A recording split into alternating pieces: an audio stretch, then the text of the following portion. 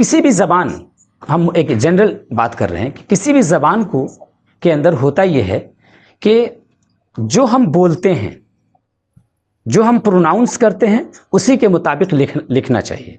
یعنی لفظ جو ہے، بولا جانے والا لفظ، لکھے جانے والے لفظ، دونوں کے اندر سملرٹی ہونی چاہیے، دونوں سیم ہونے چاہیے. یہ ایک جنرل رول ہے، ایک جنرل قاعدہ ہے. لیکن اس کے باوجود جتنی بھی لینگویج ہے، ساری لینگویجز کے اندر ایسا ہوتا ہے کہ کبھی کبھی لکھا کچھ جاتا ہے اور بولا کچھ جاتا ہے.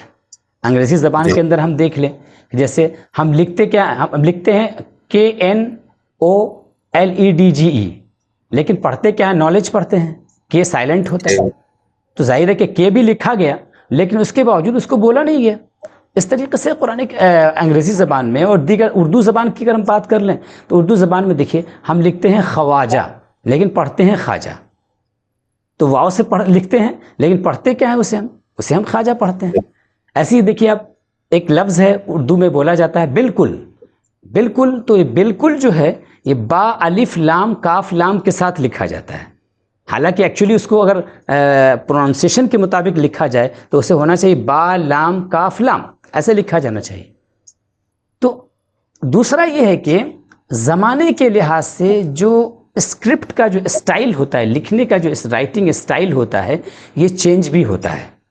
جیسے خود یہی اردو زبان کے اندر ہمارے پتا کا لفظ پہلے ہا سے لکھا جاتا تھا، پا تا اور ہا.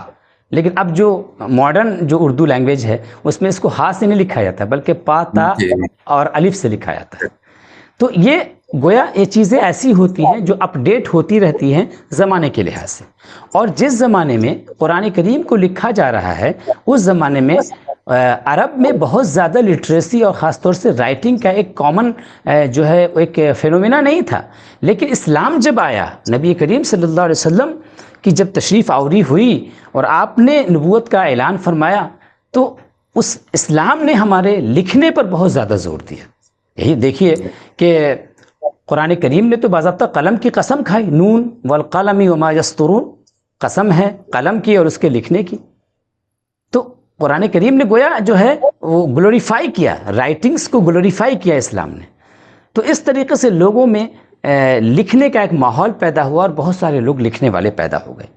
آپ اندازہ کریں کہ نبی کریم صلی اللہ تعالی علیہ وسلم نے جس اسٹائل میں قرآن کو لکھوایا تھا اور پھر جس اسٹائل کو بعد میں حضرت ابوبکر نے اور حضرت ابوبکر کے بعد حضرت عثمان کے زمانے میں جس رائٹنگ اسٹائل کو فالو کیا گیا کہ اس زمانے میں ان حضرات نے نبی کریم صلی اللہ علیہ وسلم کے طریقے پر جو قرآن کو لکھوایا ہے تو اس کے اندر اس کی جو فیچرز ہیں اور اس کے جو کچھ اصول ہیں، پرنسپلز تھے، باضابطہ گویا ایک ان کی کمیٹی رہی ہوگی اور انہوں نے اس کو طے کیا ہوگا اور طے کرنے کے بعد ان چیزوں کو متعین کیا ہوگا. اور نبی کریم صلی اللہ تعالی علیہ وسلم ان ساری چیزوں کو سپروائز کر رہے تھے، ساری نگرانی فرما رہے تھے. ایک بورڈ سمجھ لیں آپ. جی بالکل بالکل، ایک بورڈ. تو نبی کریم صلی اللہ تعالی علیہ وسلم نے ایک خاص انداز میں قرآن کریم کو لکھوایا.